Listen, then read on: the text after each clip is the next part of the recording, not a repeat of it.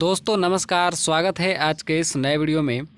आज के वीडियो में हम लोग बात करने वाले हैं हिंदी व्याकरण के बारे में। ठीक है, आज के वीडियो में हम लोग हिंदी व्याकरण पढ़ेंगे। बहुत सारे लोग कमेंट कर रहे थे कि हिंदी व्याकरण पढ़ा दीजिए। ठीक है, मैंने हिंदी जीके का एक वीडियो डाला था और उसी में बहुत सारे लोगों ने कमेंट किया था कि हिंदी व्याकरण का क्लास करवा दीजिए। तो आज से हम लोग हिंदी व्याकरण का क्लास शुरू करेंगे। ठीक है, ये क्लास 1 है। ठीक है, छोटा छोटा करके हम लोग सभी चीज़ों के बारे में पढ़ेंगे। ठीक है, एक एक करके। एक ही दिन हम लोग सब चीज़ नहीं पढ़ पाएंगे। ठीक है, और आप लोगों को याद भी नहीं होने पाएगा। तो इसलिए मैं आपको एक एक क्लास करके सभी चीज़ों के बारे में बताऊंगा। ठीक है, लगभग 10 क्लास हो जाएगा। ठीक है, 10 मिनट का वीडियो होगा, 10 मिनट का, तो 10 क्लास में कंप्लीट हो जाएगा।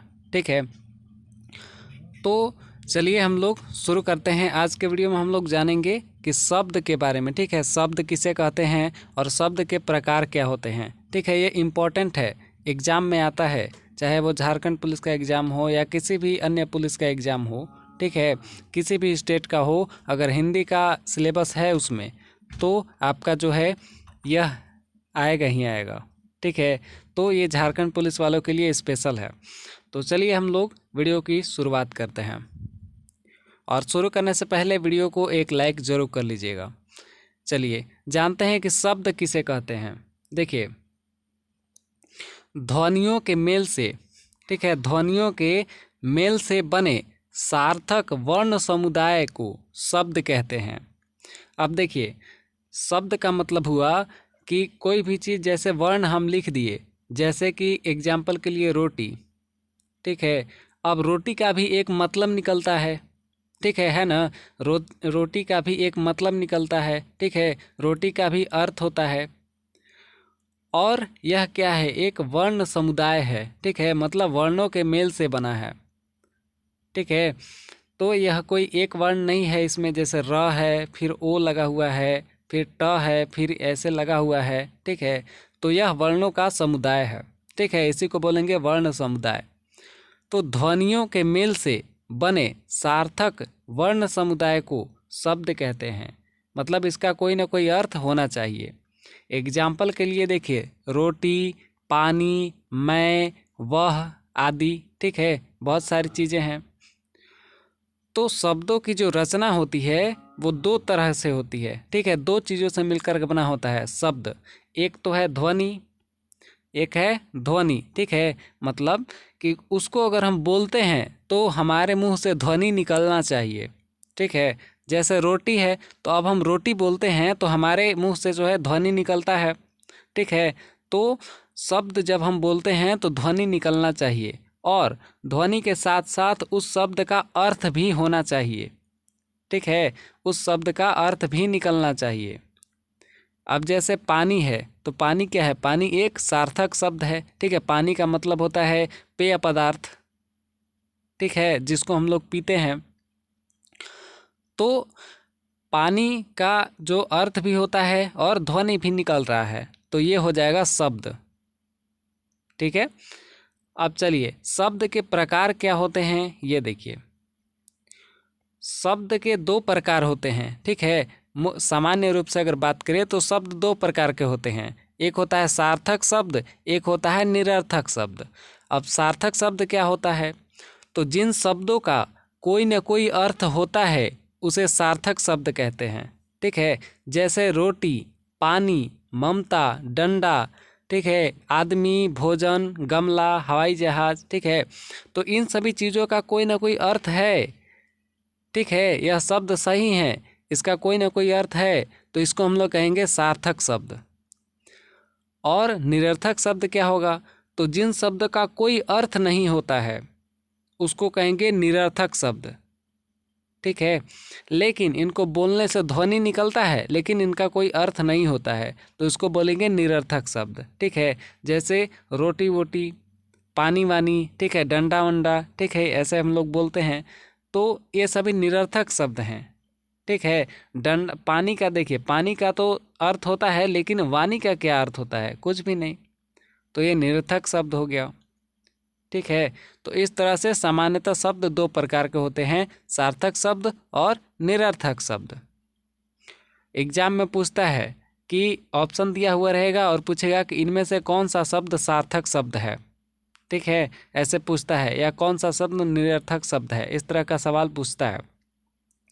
अच्छा, अब अगर बात करें हम लोग कि उत्पत्ति के दृष्टि से शब्द कितने प्रकार के होते हैं, ठीक है, वो तो सामान्य रूप से दो प्रकार के थे, सार्थक और निरर्थक।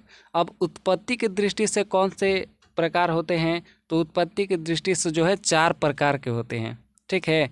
कौन कौन, तो तत्सम, तद्भव, देशज और विदेशज, ठीक है। मेन इम्पोर्टेंट यही है, ठीक है। मेन इम्पोर्टेंट की बात करें तो यही चारों मेन इम्पोर्टेंट है झारखंड पुलिस वालों के लिए, ठीक है। यहीं से सवाल ज़्यादा आता है। अब पूछेगा, ठीक है, पहले हम लोग जान लेते हैं कि तत्सम तद्भव शब्द होता क्या है, ठीक है, उसके बाद मैं आपको बताऊंगा किस तरह का सवाल आता है। तो देखिए, तत्सम शब्द क्या होता है, तो किसी भाषा के मूल शब्द को तत्सम कहते हैं, ठीक है। तत्सम जो है शब्द दो प्रकार से मिलकर के बना है, तत् और सम, ठीक है। तत् का मतलब होता है तस्य, यानी कि उसके यानी कि संस्कृत के, और सम मतलब समान, ठीक है, यानी जो शब्द संस्कृत के समान होता है, ठीक है, या जो शब्द संस्कृत भाषा का है उसको तत्सम शब्द कहते हैं। जैसे भानु, कर्म, अग्नि, हस्त, ज्ञान, राजा, कृष्ण, वर्षा, गृह, अग्नि, ठीक है, आम्र, अमूल्य, चंद्र, ठीक है, क्षेत्र, अज्ञान। तो ये सभी जितने भी शब्द हैं ये सभी संस्कृत जैसे लगते हैं, ठीक है, ये सभी संस्कृत भाषा के शब्द हैं, तो इसको कहा जाएगा तत्सम शब्द, ठीक है, तत्सम शब्द। और सवाल देखिए आता है एग्जाम में कि ऑप्शन दिया हुआ रहेगा और पूछेगा इनमें से कौन सा शब्द तत्सम है, ठीक है, या पूछ देगा कि अग्नि कौन सा शब्द है, और ऑप्शन में दिया हुआ रहेगा तत्सम, तद्भव, देशी, विदेशी, ठीक है, सब दिया हुआ रहेगा, तो आपको आंसर बताना होगा, ठीक है। तो हिंदी का जीके मैंने वीडियो अपलोड कर दिया है, ठीक है, इससे पहले ही, और उसको आप लोग अगर नहीं देखे हैं तो आप लोग देख लीजिएगा, मेरे चैनल पर ही मिल जाएगा। और चलिए हम लोग आगे बात करते हैं कि तद्भव क्या होता है। देखिए, ऐसे शब्द जो संस्कृत और प्राकृत से विकृत होकर हिंदी में आए हैं, ठीक है, वैसे शब्द जो संस्कृत भाषा से हिंदी भाषा में आए हैं उसको तद्भव शब्द कहते हैं, ठीक है। तद्भव का मतलब होता है कि तद्भव जो है दो शब्द से मिलकर के बना है, तत् और भव। तत् का मतलब होता है उससे, यानी कि किससे, संस्कृत से, और भव का मतलब उत्पन्न, तो संस्कृत से उत्पन्न शब्द को तद्भव शब्द कहते हैं, ठीक है, जो कि हिंदी भाषा में आया है, ठीक है। मतलब संस्कृत से उत्पन्न होकर हिंदी भाषा में जो शब्द आया है उसको कहेंगे तद्भव शब्द। ये शब्द जो हैं सीधे संस्कृत से न आकर पाली, प्राकृत और अपभ्रंश से होते हुए हिंदी में आया है, ठीक है। तो पहले ये भाषा डायरेक्ट मतलब संस्कृत से हिंदी में नहीं आया है, पहले संस्कृत से पाली भाषा में गया, पाली से प्राकृत में बोला गया, फिर प्राकृत से अपभ्रंश में बोला गया, फिर हिंदी भाषा में बोला गया। जैसे एग्जाम्पल के लिए, अग्नि शब्द क्या है, संस्कृत है, और अग्नि से बना है आग, ठीक है। ऐसे ही आम्र संस्कृत शब्द है, आम्र से बना है आम, ठीक है। तो आम्र क्या है, आम्र हो जाएगा तत्सम शब्द और आम हो जाएगा तद्भव शब्द, ठीक है। तो फिर देखिए, पुष्प है, अब पुष्प क्या है, संस्कृत का शब्द है, और यह शब्द क्या है, तत्सम शब्द है, और पुष्प से बना है फूल, ठीक है। तो फूल क्या होगा, फूल तद्भव शब्द हो जाएगा, ठीक है, यह हिंदी भाषा का शब्द है। तो डायरेक्टली समझिए कि जो शब्द हिंदी भाषा का है उसको तद्भव शब्द कहेंगे, ठीक है। एग्जाम में पूछेगा कि इनमें से कौन सा शब्द तद्भव शब्द है, ठीक है, ऑप्शन दिया हुआ रहेगा अग्नि, आग, ठीक है, और भी चीज़ें दिया हुआ रहेगा, जैसे पुष्प हो गया, ठीक है, आम्र हो गया, ये सभी दिया हुआ रहेगा। तो पूछेगा कि इनमें से कौन सा शब्द तद्भव शब्द है, ठीक है। मैंने जीके वाले में सब जो है बता दिया है उसमें। तो ज़्यादा बताने की ज़रूरत तो यहाँ पे नहीं है, ठीक है। आप लोग अगर नहीं पता होगा तो वो वीडियो देख लीजिएगा, ठीक है। जैसे और एग्जाम्पल है, अंधकार से अंधेरा, ठीक है, अग्नि से आग, अष्टालिका से अटारी, अष्ट से आठ आया है, ठीक है, अष्ट अर्ध, ठीक है, ये सभी संस्कृत का शब्द है, ठीक है, और संस्कृत से बना है हिंदी वाला शब्द। जैसे यहाँ पे देखिए आश्रय है, आश्रय संस्कृत का शब्द है और ये हिंदी में आया है तो बन गया है आसरा, ठीक है। तो ये वाला शब्द आसरा शब्द हो जाएगा तद्भव शब्द और ये आश्रय हो जाएगा तत्सम शब्द, ठीक है। इसी तरह से हिंदी में जो भी मतलब हिंदी भाषा का जो शब्द है उसको कहेंगे तद्भव और संस्कृत वाले भाषा को कहेंगे तत्सम शब्द। याद रखिएगा, एग्जाम में आता है, इम्पॉर्टेंट है। अब आता है अगला प्रकार, देशज। देखिए, देशज वे शब्द हैं जिनकी उत्पत्ति का पता ही नहीं चलता है, ठीक है। ये अपने ही देश में बोल चाल से बने हैं, ठीक है। जैसे खुद से ही बोलते बोलते कोई जो है कोई शब्द निकल गया, ठीक है। जैसे तेंदुआ, चिड़िया, ठीक है, ये सभी देसी भाषा के शब्द हैं, ठीक है। ये सभी देशज हैं, देशज शब्द कहेंगे इनको। तो जो है ये अपने ही देश में बोल चाल से बने हैं, इसलिए इनको देशज कहते हैं, ठीक है। इनको देशज शब्द कहा जाता है। हेमचंद्र ने उन शब्दों को देसी कहा है जिनकी उत्पत्ति किसी संस्कृत धातु या व्याकरण के नियमों से नहीं हुई है। मतलब ऐसा शब्द जिनका उत्पत्ति किसी भी नियम कानून से, व्याकरण के किसी भी नियम कानून से नहीं हुआ है, वो ऐसे ही बोलते बोलते किसी शब्द की उत्पत्ति हो गई है तो उसको कहेंगे देशज शब्द, ठीक है, देशज शब्द। जैसे तेंदुआ, चिड़िया, कटरा, ठीक है, अंटा, ठेठ, कटोरा, खिड़की, ठुमरी, खखरा, चौसत, ठीक है, चौसक, जूता, कलाई, फुनगी, खिचड़ी, ठीक है, पगड़ी, बियाना, और ये हो गया लोटा, डिबिया, डोंगा, डाब, ठीक है। ये सभी शब्द जो हैं ये देशज शब्द हैं, ठीक है, जो बोलचाल की भाषा में, आम बोलचाल की भाषा में उत्पन्न हो गए हैं, ठीक है, और ये अपने ही देश में उत्पन्न हुए हैं, ठीक है।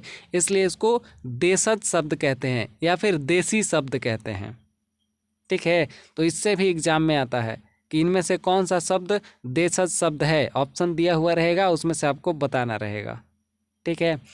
चलिए आगे बढ़ते हैं। विदेशी शब्द क्या होते हैं? देखिए, विदेशी भाषाओं से हिंदी भाषा में आए शब्दों को विदेशी शब्द कहते हैं। इनमें फारसी, अरबी, तुर्की, ठीक है, अंग्रेजी, पुर्तगाली और फ्रांसीसी भाषाएं मुख्य हैं। मतलब जो शब्द जो है अंग्रेजी से बना है या फिर फारसी से बना है या अरबी का शब्द है, ठीक है, उसको विदेशी शब्द कहते हैं, क्योंकि ये सभी भाषा विदेश से आया है, ठीक है। जैसे हम भारत में जैसे अंग्रेजी है विदेश से आया है, पुर्तगाली विदेश से आया है, फ्रांसीसी भाषा विदेश से आया है, ठीक है, अरबी भाषा विदेश से आया है, फारसी विदेश से आया है, ठीक है। तो जितने भाषा के शब्द जो हैं वो विदेश से आए हैं उसको विदेशी शब्द कहते हैं, ठीक है। और ज़्यादातर आपको मिलेगा इसमें फारसी, अरबी, ठीक है, और अंग्रेजी का शब्द। तो एग्जाम्पल के लिए देखिए, जैसे में इरादा, तो इरादा क्या है, ठीक है, इरादा शब्द क्या होगा तो विदेशी शब्द होगा। इशारा, हलवाई, दीदार, चश्मा, ठीक है, और डॉक्टर, हॉस्पिटल, ठीक है, हॉस्पिटल शब्द क्या है अंग्रेजी का शब्द है, डॉक्टर इंग्लिश का शब्द है, इलाज, बम, औरत, अदालत, कानूनी, कुर्सी, कीमत, गरीब, तारीख, जुर्माना, जिला, शादी, सुबह, हुक्म, हिसाब, ठीक है। ये सभी चीज़ें, ये सभी जितने भी शब्द हैं ये सभी विदेशी शब्द हैं, ठीक है। तो विदेशी शब्द का मतलब होता है कि जो शब्द दूसरे देश से आया है भारत में, ठीक है, जो अपने देश में दूसरे देश से आया है उसको विदेशी शब्द कहेंगे, ठीक है। तो हमारे देश में तो संस्कृत बोला जाता था पहले और हिंदी बोला जाता था, ठीक है।